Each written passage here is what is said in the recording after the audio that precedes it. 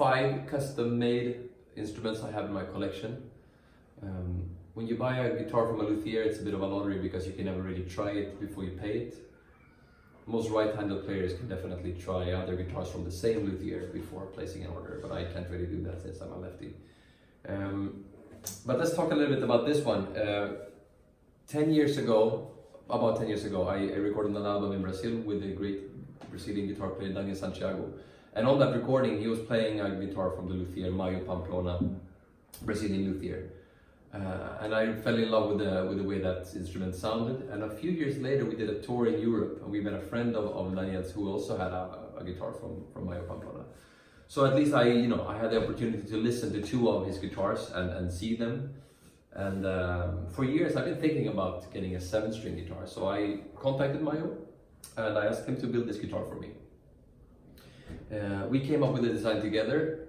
We were discussing the woods, and after about a year, I flew down to Brazil and I picked it up.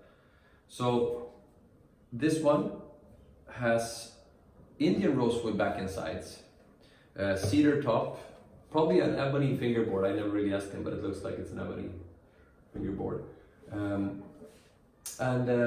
see the front and the back of the headstock has something called black Brazilian rosewood. And then the neck, the very thick and chunky neck, I don't really know what it's made of, but we can probably find out, I guess. And this is just like a normal 6-string guitar, but it adds an extra bass string. So the first 6 strings are tuned just like a normal guitar.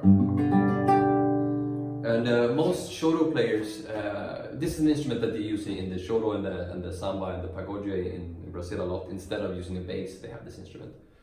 And most players, I think they tune the bass string in C. For the moment, I have it tuned in B. And I have been playing a lot with tuning it all the way down to an A. And I did some recordings even tuning it all the way down to G. So let's listen to what it would sound like if I tune it down to an A.